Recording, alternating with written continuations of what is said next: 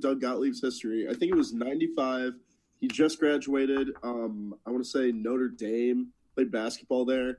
He got in trouble. He got arrested for, I think it was larceny, where he would copy people's credit cards and then use them at like malls and stuff. I saw somebody roast him for that, and I didn't know the backstory. This is some smack talk. Yeah. No, it was like Torrey Smith or something, and he was like, oh, I guess working is too hard in relation to that. Yeah. Oh, damn, I did not know that. Those clapbacks on Twitter. No, but that Doug Gottlieb tweet, it was hot. Like he got clapped back by somebody. It got a lot of. If he really on Twitter, when every single tweet that the person tweets afterwards just has like hundreds of replies of people just roasting them on nothing. No, I hope he got grilled for that. I mean, that's just a bad take. That's just a really, really bad take. At the end of the day, he did get what he deserved. At the end of the day, I feel like Andrew Luck is a human being just like the rest of us. It's not like he made this decision like to say fuck Colts fans or something. Yeah, you know? If he was a Cam Newton type player, where he doesn't show as much enthusiasm, love for the game, then I think it would be a different issue. Yeah, but Andrew, everything points to Andrew Luck being a very, very genuine guy, very, very accountable. I mean, I think it would have been a whole different scenario had he announced his retirement before the preseason or in the off season at some point. Because I think it being in the middle of a preseason game, right, like 2 weeks before the season's supposed to start, like I think that makes people's reactions all that more like knee jerk and just upset at him, just upset. Alex and they really Yash thought they had a chance, and just like that, their title hopes are down the drain. They are. Unfortunately, I wouldn't say they're down the drain, but they definitely lessened. I have to stop and have us move on in order to get to the actual SOS after dark portion of the podcast. Absolutely. We got to move on to the Bears Packers. So I'll start it off as the resident Bears expert, huge Bears fan. Yes, sir. September 5th, 2019, Bears start off their 100th year anniversary playing the Green Bay Packers. The not even Green Bay Green Bay Chicago, just the NFL season is starting. Fantasy football is starting. Everything is just amazing about the fall. Fall weather is so much better. I am so as a Bears fan, scared and excited for this game. I have lived through days when there was hope of the Bears winning and against the Packers, and they just never did it. I lived through the days when it was just constant losses and stuff. We lived through the Chris Conte blown coverage. We've lived through all of it. Dude, God. We lived through some bad Bears eras, and I've been watching it through this whole thing. This has been the longest offseason in my entire life. I've been a Bears fan my whole life, but I really I was a big Bears fan, but I really watched videos and read articles, and all I did was read every minute. I'm reading the newest article that comes out of the Bears. I've been doing that for the last 3 years. Like, my Bears obsessiveness has been launched so much, and I just this has been the longest offseason. I am so fucking excited. I'll take a drink to say how goddamn fucking excited I am for this season to start.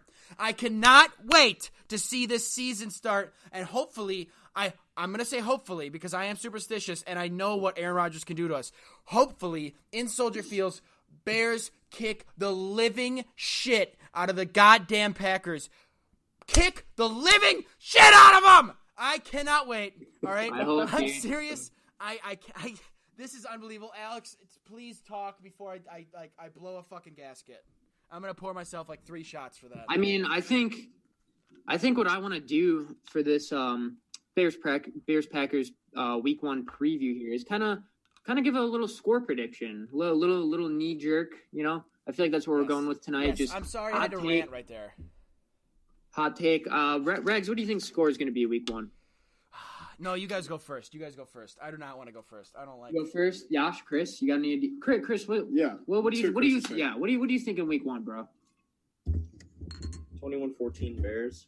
21-14 Bears. And that's just being optimistic as a Bears fan. But I think as all of us are, we're always scared to play the Packers, no matter what. Yeah. No matter how good either team is, it's always a great game. Definitely the favorite on paper There's been so many times when the Bears are the Packers are the favorite, and it's close. So I think we all know. Especially being a Soldier Field too. I mean, that's definitely some added pressure in a way, but I really feel like this Bears roster is built on that pressure. I feel like they're going to thrive on it. Yeah. Yash, what's your prediction? Okay, well, I think defense is looking great this year. I think Khalil Mack's going to be coming out hot. I do too. He had an amazing season last year. He's got more to prove. He's got more on the line. A big key factor, I think, is going to be Trubisky. I mean, that's a cop-out answer to say. But if you look at all these preseason rankings and stuff, people are ranking Trubisky in the bottom tier of quarterbacks in the league. Which I think is ridiculous. Insane as a Bears fan to see that kind of shit. We're going to talk about this more in other podcasts. We have tier rankings and stuff of quarterbacks. I really do not understand. I've always never understood the hate or just the lack of love for Chicago sports in ESPN, NFL Network, and all that stuff. But especially the Trubisky hate. I don't get it. What has he done for people to hate him? I think it was just because of the draft day deal, and the Bears traded 2 first-round picks to move up one spot and grab this dude who played his last year at North Carolina. But and we're not talking about basketball here, so North Carolina isn't exactly a prestigious school in the football world. No, I think that stems from that a lot, like the expectations on him being a number 2 overall pick. Mm-hmm. Yeah, but why does that? Sorry, Chris. Numbers wise, yes. We have two different perspectives here. Ben, you don't understand the hate, and Chris does understand the hate. Craig, I want to hear your point of view. Let's hear your point, Chris. You think it's mostly his numbers, or? Well, I just think that, we trade up to get him. We give up so much. But realistically, what? He should be a second or third round pick at best. I don't know. Wait. Third round? At least a second round. I don't know. The only credence I'll give to that. I would have rather drafted Watson. Okay, that's what I was about to say. The only credence I'll give to that is, I'm high on Trubisky, but it's definitely tough when you see what Watson and Mahomes have done so far in their careers. Yeah. Okay, but those are you got to look at that. I'll give some. Watson was in the draft. We could have drafted Watson. I hear that point. All right, Mahomes. No one knew Mahomes was going to be this. All right, except for Mahomes' family and maybe the people that are on Texas A&M or Texas Tech. I don't remember what college you went to, but no one knew he was going to be this good. But to say he was second or third round, no. There's so many people. Apparently, if the Bears didn't take Trubisky, the Texans were going to try to get Trubisky, and the Chiefs, because he looked great in his tryouts and everything. But I'm going to throw you a stat. I get we gave up a lot, but at the same time, if you look at who the 49ers now, with the draft picks we gave them, who they have. Well, they got Solomon Thomas with the 3rd pick. What did they do with those draft picks? I don't know the players exactly, but I know I saw a tweet sometime earlier this year saying all these players that we got fleeced by, or all these picks we got fleeced by because we traded them all away, they're all not on the team anymore, or they're all getting traded and stuff. So Ryan Pace made the right decision in my opinion. I'm sorry. In the NFL, the motto is if you see your guy there, you get him. Get him. Yeah. But let me throw you get him at all costs. Let me throw a stat out there really quick. All right? Yeah. To all the Trubisky hate and all this stuff, Kronberg, I didn't make this a trivia question. I had a trivia question ready, but I didn't do it. Mitch Trubisky, do you guys know where he ranked for QBR of the entire league, average QBR in the entire league? I remember you telling me this. Okay. I'll let them answer. Just the fact that you're asking, I'd have to say top 5. Chris, what do you think? QBR last year, Mitch Trubisky. Top 5, top 10, top 20, top 30. Top 15. Top 15. All right. Mitch Trubisky, QBR is a new stat that came out. It basically judges so many of these stats and determines it's just about the most efficient quarterback. And it's a pretty good tell of who had the best year. I'm not a huge stats guy, so I won't say he's this number best quarterback in the league. But it's a pretty good number. Mitch Trubisky's QBR last year. Patrick Mahomes, number 1. Drew Brees, number 2. Mitch Trubisky, number 3. All right. above Roethlisberger, above Andrew Luck, above all those guys. So to all the people, like, he made a step this year or last year. He needs to make a bigger one this year, I will admit. But I just don't understand the Trubisky hate. I really don't. And I think he's a good quarterback, and I think I think it's just because the expectations are so high. I agree. Because he's a number 2 overall pick, but because this Bears team, after going 12-4 last year and ending the way it did, they have some big expectations on their play. And the thing is, can they meet them, or are they going to fall? That's all it comes down to. And I think a lot will be shown this first game. Sorry to throw us off the train, but my prediction, I'm probably going to say, I think Bears are going to win. Obviously, my heart's always going to say that. I think it's going to be a close game. I'm going to go 24-17 because Aaron Rodgers, as we know, I like is that. bad. All right. Yeah, I'm right in your realm there. I was going to go 24-14. I think the Bears 24 points doesn't sound like a lot. I mean, it kind of is at the same time. I think the Bears' offense is going to struggle a little bit, but I feel like our defense is going to be up to the task. It's so different, but I feel like the energy and the atmosphere is going to be so wild. Yeah, you got to look at Rodgers, not with the best receiving core this year. I mean, he's got Adams. He's got Adams, but they can key on all. All right, he's got Valdez-Scantling. Let me give my prediction, and then we'll go right into the SOS After Dark portion. What's your prediction? I want to hear it. All right. This is not what I really think is.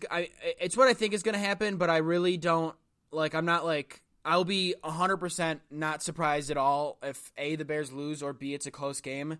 But I think the Bears have the potential to win. I'm gonna say 31-14.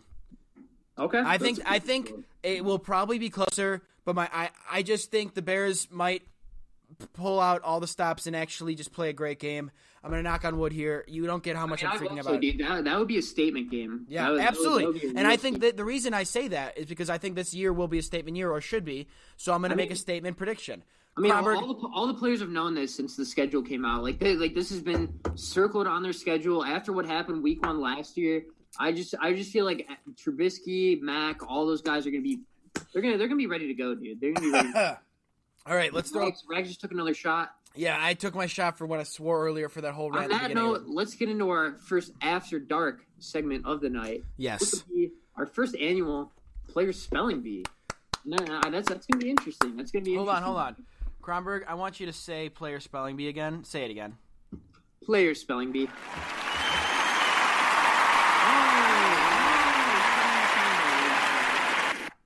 All right. Sorry, I had to throw that out there. Just testing out all the facts. facts. Works, ladies and gentlemen. We're gonna get some sound bites on here. Make it a little more fresh, a little more entertaining. Like what can a good sound bite do? Honestly, a lot. So I mean, who wants to kick off the spelling bee? I'll ask the first name. Okay, go. All right. So let me ask this question. I think I asked it last time. Are we asking it for anyone, and someone's gonna buzz in, or do we have designated people we're asking it to? I think you should be able to choose. You could be like, oh, Yash, you go for this. Yeah, all right. I'm going to give this one. Don't tell him if he's right or wrong. I'm going to give this one to our special guest here, Mr. Yash Syal. All right, Yash. Hello, everybody. I am your moderator thingy guy today for your spelling bee for this question. Oh, you have to have that really monotone voice. Okay. And I will be asking Mr. Yash Syal, please spell the name Cordarrelle, as in Cordarrelle Patterson on the Bears. Please spell Cordarrelle. Money. Cordarrelle? Cordero. This is Cordero. Oh God! Patterson. Stop! You guys are really messing me up with the alternate pronunciation. I pronounce it Cordarrelle, but I've heard it pronounced Cordero. So Cordero Patterson. Cordero Patterson. Okay. Chicago Bears. Okay, Cordero. CORD. DERELLE. Hold on. Say that again. COR. I'm kind of drunk, so I don't even remember what I think you said DE. Cordero. COR. What? It's not DER. Okay. Do you want to know the spelling? Yeah, I do want to know the spelling. CORDARRELLE. Yeah, I wouldn't have gotten that in a million years. That is very. That doesn't sound tough. That's pretty good. Tough. No, I mean it's not like we're writing it out or anything right now. We're just going. Ladies and gentlemen, Mr. Yash Syal. Thank you.